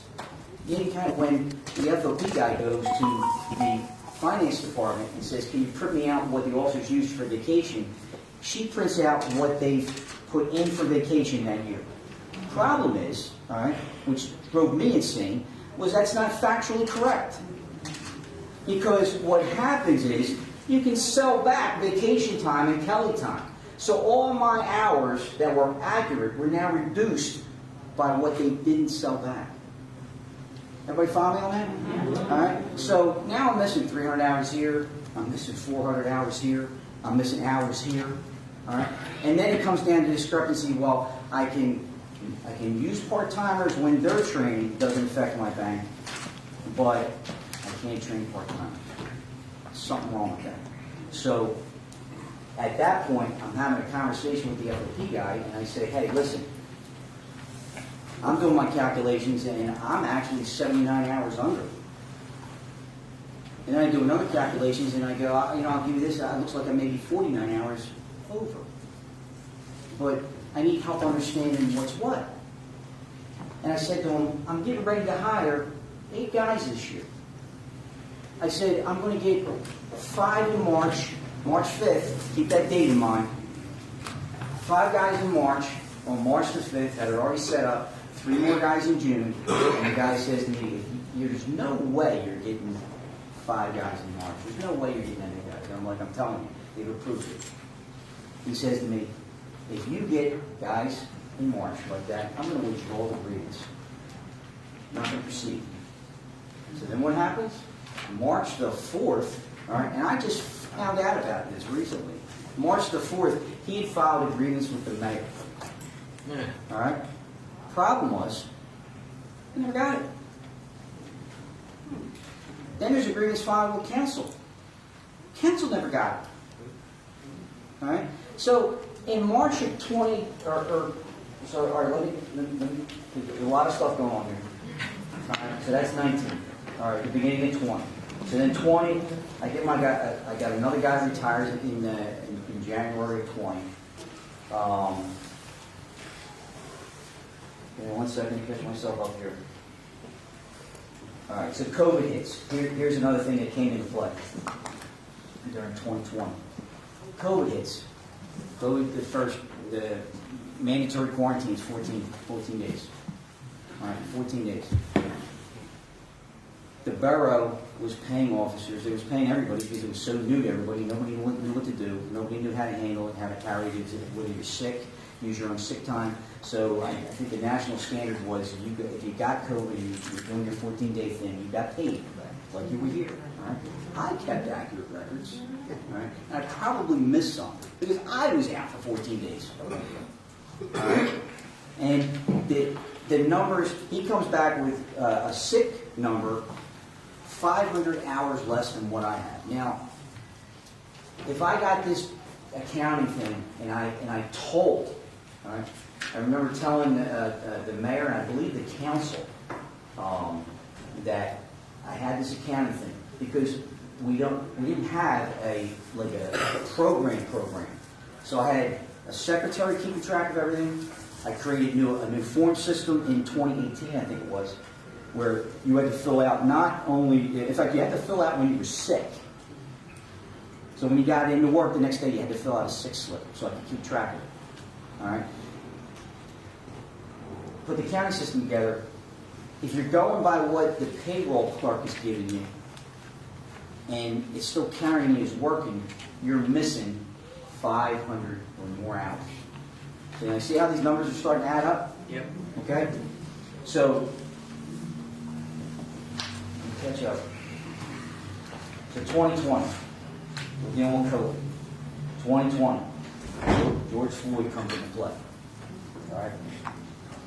And this is the thinking that goes on in this goofy head of mine. When the Floyd thing hit, all right, I'll never forget, I was sitting in church in Wicked because the mayor called me. Not just out of the blue, because this is what he does. We, like I said, we communicate a lot. There's not much that doesn't go by that we're not talking about. All right? Got a great relationship with him, and I can't describe how much we talk. The George Floyd hits, and they talk to me on the phone, and he goes, "You don't sound good." And I'm like, "Mayor, no. Why?" And I said, "I just watched a cop murder a guy on I think it was YouTube I was looking at." I was like, "What are you talking about?" And I described it to him. And then it started to go. Well, as I wrote in that letter, all right, I'm always going to do the right thing. Always. So it wouldn't take me 4 days, and I'm sorry guys, but if you do something stupid, all right, I'm locking you up. Okay? But at the end of the day, it took 4 days for them to do something in Minneapolis. And you can see the tension growing. All right? The other thing, when they did the press conference, one guy misspoke. He made a comment that I know he wished he'd take back. He said something about if we don't have the evidence, we'll do something. And I was like, oh my God, I can't believe he just said that. And I grabbed my lieutenant and I said, get people in. Get people in now. And I want cops to go to every business in Yaden, tell them, do me a favor, close up your shop, get out of here, go home by 3 o'clock. And you know what else? Then you know what happened after that? All hell broke loose. All right? And while everybody else around us was getting destroyed, all right? While everybody else was getting destroyed, all right? I made sure that they were safe. And if you're going to tell me, all right?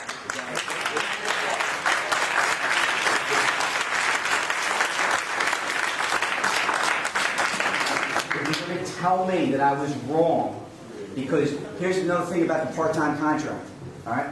I can only use one part-timer for every one cop. Well, guess what? That day when all hell was breaking loose, it was an all hands on deck. And when I called him and said, hey, this is not going to be good. I need to bring everybody in. His first response was, do what you do best and take care of the citizens like you always do. I got your back.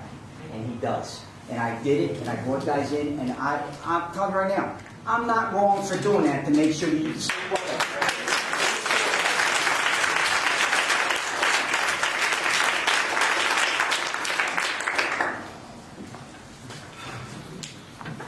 I keep records. All right, we had Black Lives marches. All right, same thing.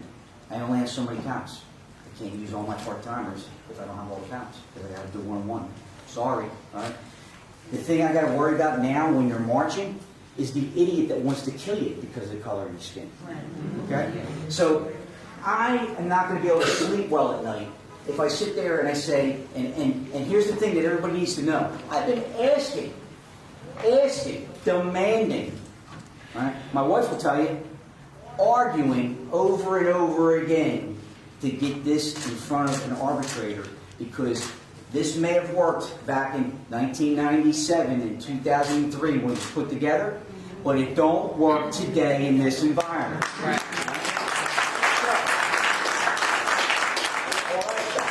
All right? Tell you, Upper Darby's getting destroyed, I sent 4 cops there. Ridley, they have problems, I send cops there.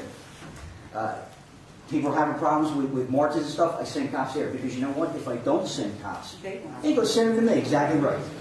All right? I'm going to get the notoriety that I don't care about anybody else but Gabe. And you know what? I care about everybody here, but at the same time, all right, I want us to be seen. Because you know what? We are the talk of Delaware County. Prior to all this, we were the talk of Delaware County that these cops are the best cops in Delaware County.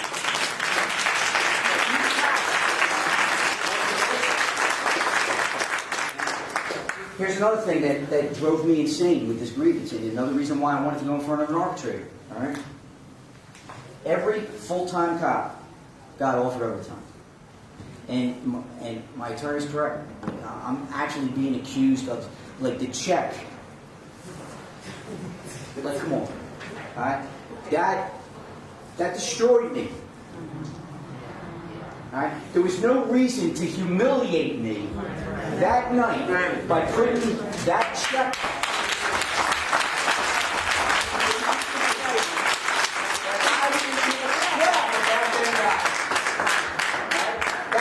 That was wrong. It was despicable. It was, you got your humiliation, all right, but you didn't get my heart and soul.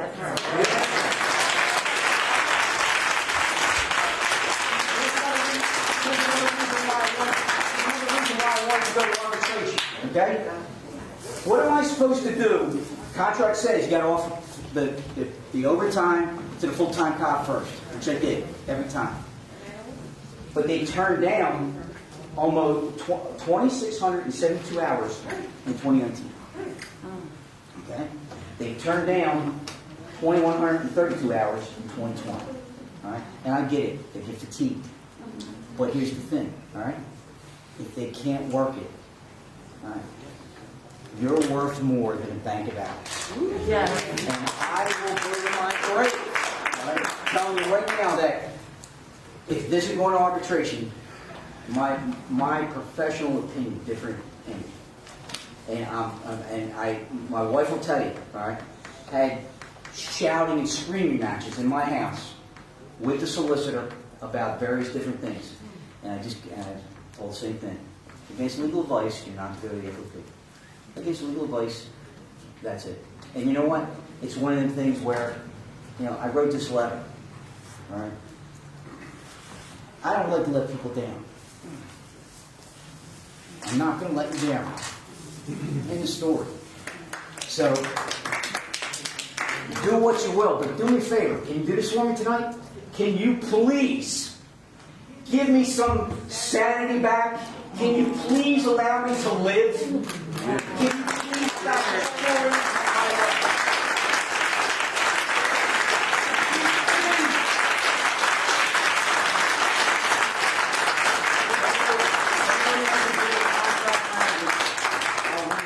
But I think I pled my case here.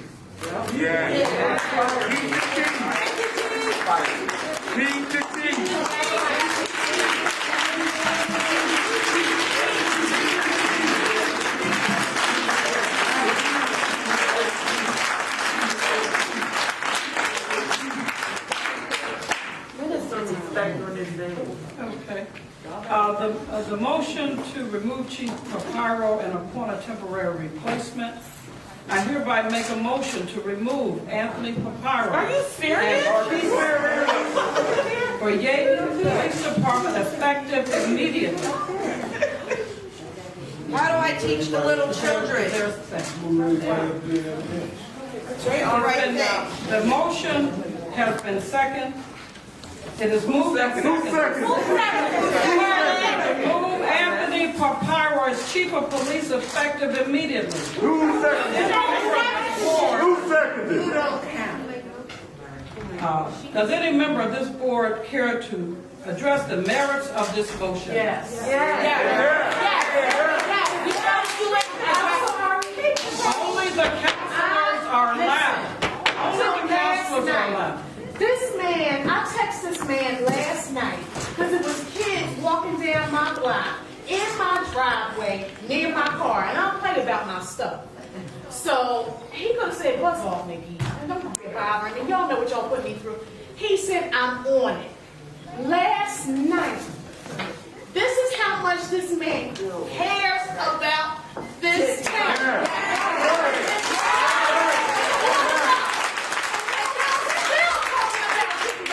I'm sorry, I cannot. Listen, whatever you need from me, Chachi, I got your back. Whatever you need.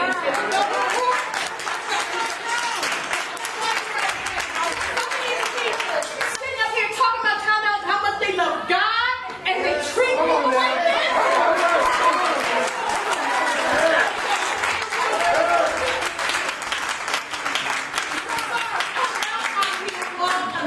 This man, I text him on his personal phone, which ain't even really protocol. I was doing that before I became a council person. And he has never treated me like I was bothering him. Everything I have ever asked this man, he has done. This is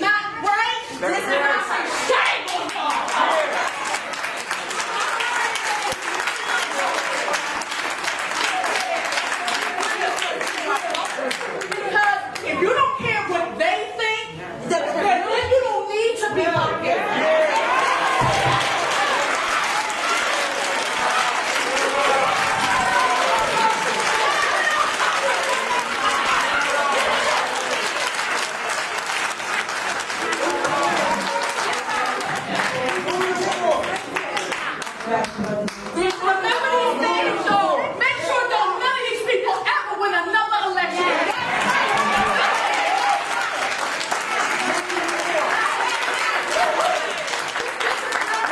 I don't have to ever run again again. I got enough accomplishments behind my name. But I tell you what, this man don't deserve to be treated like this. Remember these names. Vote them out of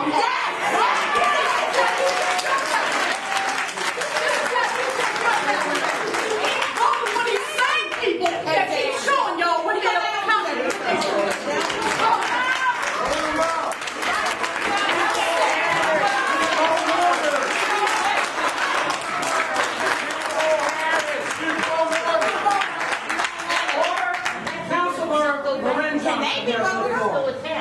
How do I teach the little children to do the right thing when we have leaders that don't? Thank you. You know, I'm not sure if everybody really understands what's going on. Any of us from the public, you will be escorted from this chamber. Thank you. You know, Ms. Johnson. I don't know if anybody other than really dislikes the chief. I like the chief a lot. This is about money.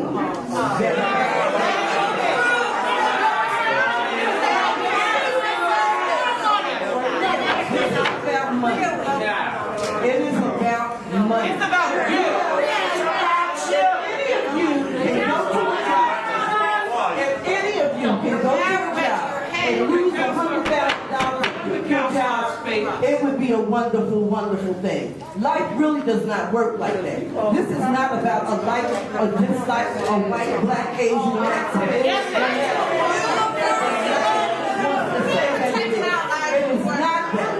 You cannot spend borrowed money and not have consequences.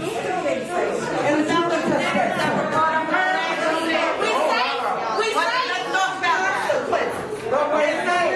This is only a part of our community. There's a whole lot of other people in this community.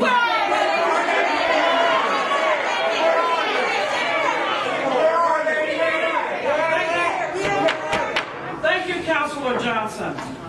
The chair puts the question to a vote. I would like to make a comment as well.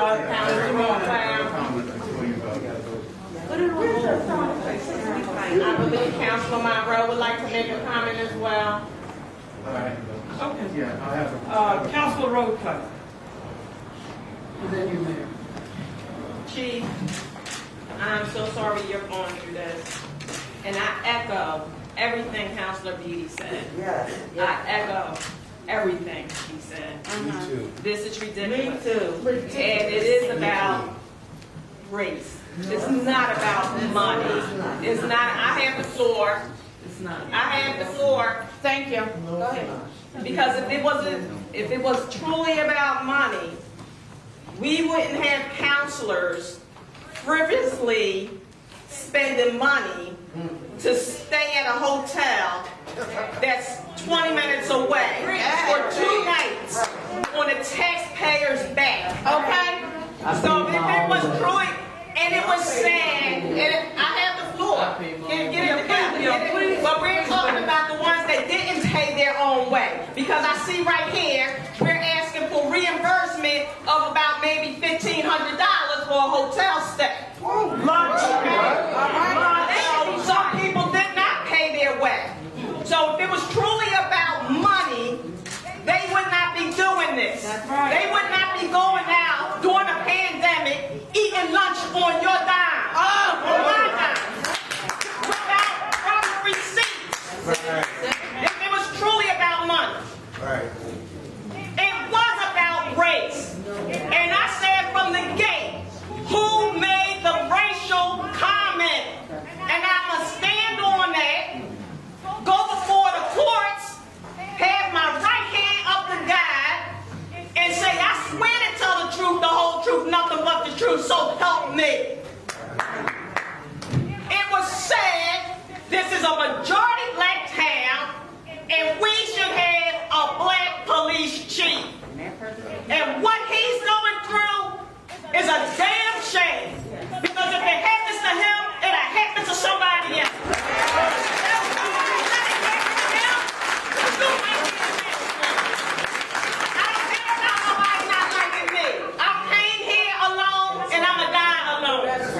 And you came here to represent us. Oh, and I'm gonna represent you. So it is what it is. This is wrong. I indicated the people who had the racial things to say, and I'm standing firm on it. Period. Loretta Johnson said it. I got the telephone lies to prove it. I already submitted the lies. Now there you go. Excuse me, ladies. This ain't about a game. This is about somebody's life. And you should be ashamed. You should be ashamed. Order, please. Councilor Roadcloud, your comments are acknowledged. The mayor has the floor. I am truly saddened Yes. to even be here and having to defend the indefensible of keeping. Get some balls, man. No, please. Please. Please. If this council tonight votes to terminate the chief, tonight, Vote them out. Thursday, February 17th, 2022, will be Yaden's Day of infamy. This night would go down as a day of infamy. And you heard what the chief said. We were heralded in Delaware County as having perhaps the best police department, one of the best police departments. In 2.5 months, this new team's come and tore things down, misunderstood things, took one side. I would venture to say also that Chief Chachi, due process rights have already been violated.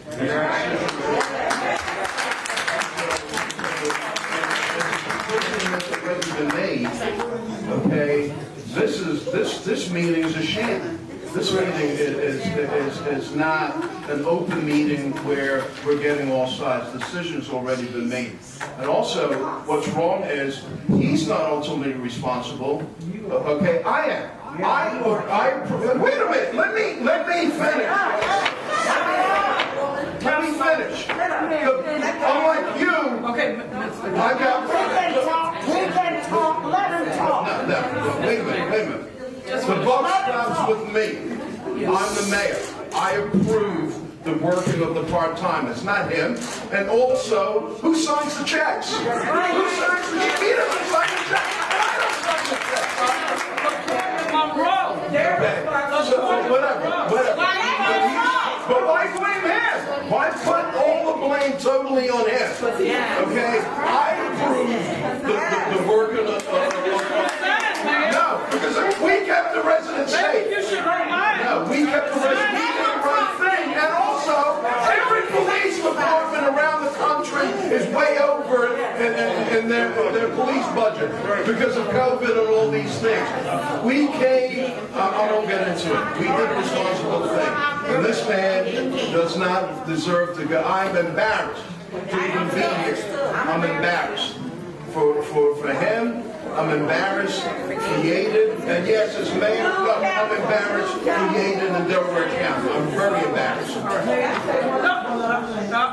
Got to call for the vote. Okay, the chair puts the question to a vote. New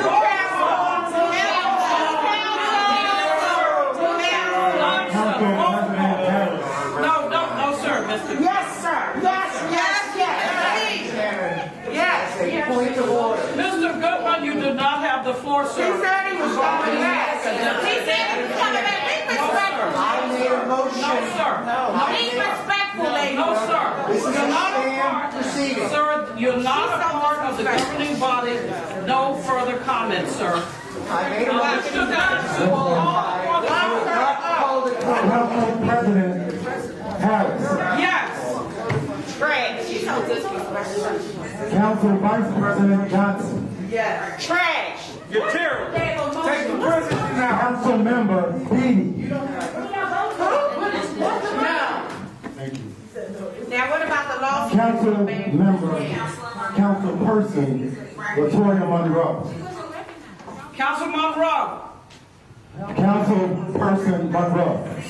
We need your vote. Councilperson Monroe. Yay or nay? Yay or nay? There's no further discussion. Yay or nay? Councilperson Brooks. Councilperson Jones Waters. You gotta talk, Councilman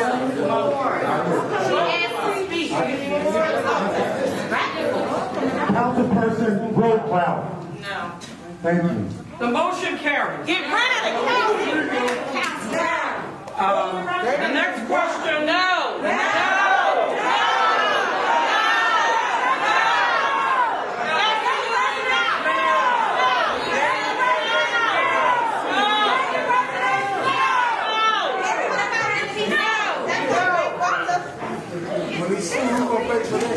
What about when you got violence coming out? The next call for a vote is the call for the Lieutenant Barnes to maintain the. Lieutenant Burns, not Barnes. Lieutenant Burns, are you present? Lieutenant Burns is acting as a lineup. As a lineup. Yes, sir. Yes,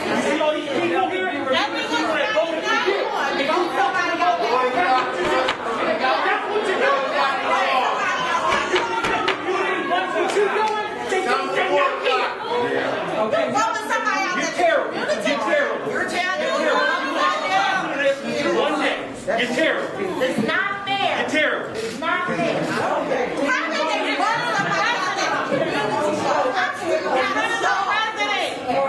What are you calling the vote for? You are.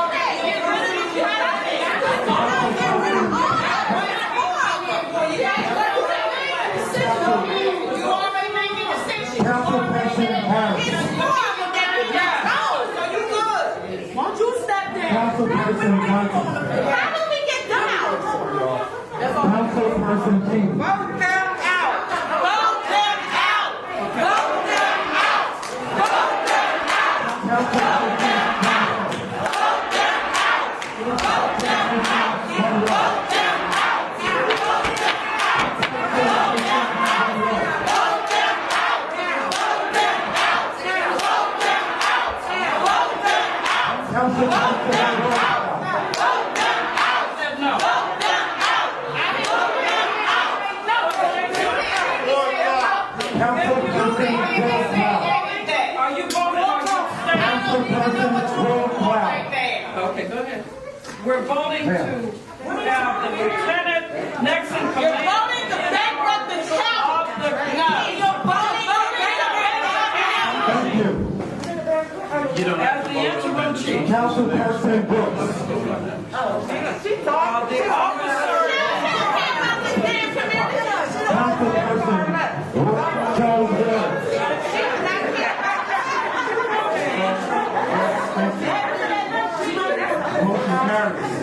Motion carries. The motion carries.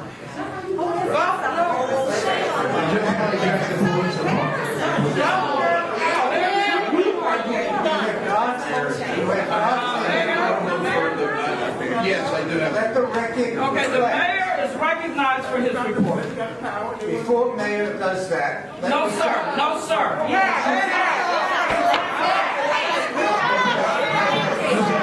Sarah, let me take this, all right? I have the floor, and I'm going to yield 2 minutes.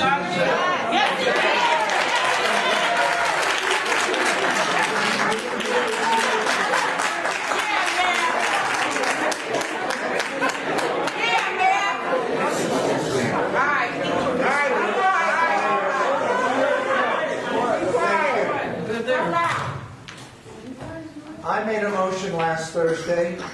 All of you were here this evening. I made a motion to disqualify. Madam President, either intentionally or because of a lack of recollection, you have not called my motion for a vote.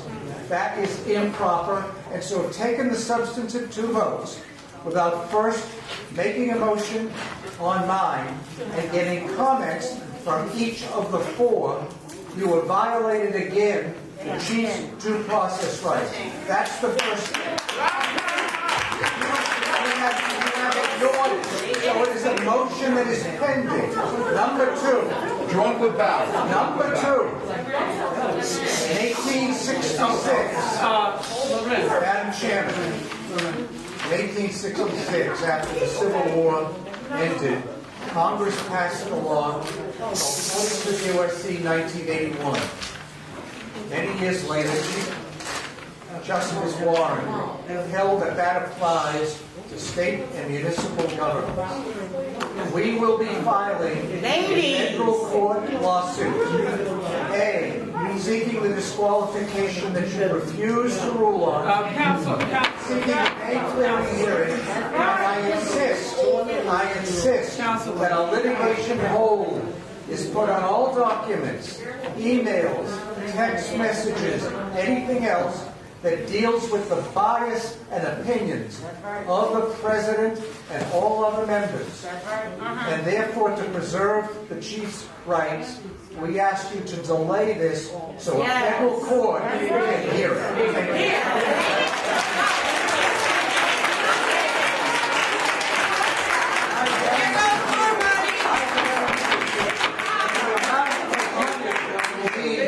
Substantial.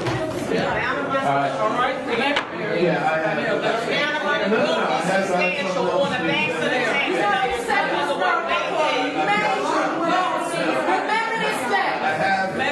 You can't bar me from my report. You can't bar me from my report. Now, I said 2 minutes. And you didn't say more than 2 minutes. I've got something else to say. Don't bar me from my report. Okay. I want to say this to the residents, that I picked up a copy of the Philadelphia Inquirer today. It's dated Thursday, February 17, 2022. I'm going to read a little excerpt. Front page story. Council eyes cops injury claims. Excerpt says the newspaper story MIA, missing in action, crisis in the ranks, published February 1st, found that at least 652 officers, Philadelphia police officers, were labeled injured on duty. You've heard what the chief said. On the 2021 list shared between the police department and the district attorney's office, a figure that has more than doubled since 2017. So 652 Philadelphia police officers are injured on duty right now. But get a load of this. Hear this. Pennsylvania's Hard and Long Act ensures that cops, sheriff's deputies, and firefighters injured in the line of duty are able to collect 100% of their salaries and don't have to pay state or federal taxes amounting to at least a 20% raise. The Inquirer found that multiple officers who were supposed to be too hurt to do police work managed to simultaneously hold down second jobs in violation of the police directive. This is a problem. This is a problem. But they actually work. They actually work and get to stay. This is a problem. This is a scandal. You have 652 police officers in Philadelphia that are injured on duty, and many of them are double dipping, getting second jobs, and not paying federal and state taxes. That's a problem. What he did and what we did in keeping you safe for $387,000, your life, I say your life is worth it, and we did the right thing.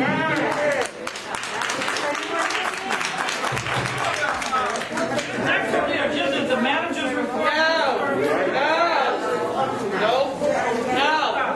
You're going to have to kick us out. It's not going forward. No. I still don't believe I'm sorry. Okay. It's so embarrassing. They're ignoring your lawyer because they want to get sued. They're trying to bankrupt David.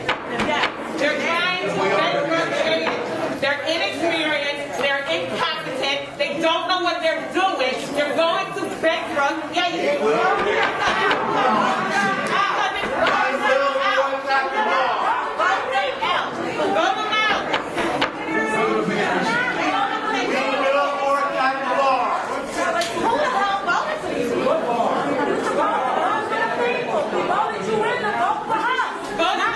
Vote for us, and they are ignoring us because they're voting for the That's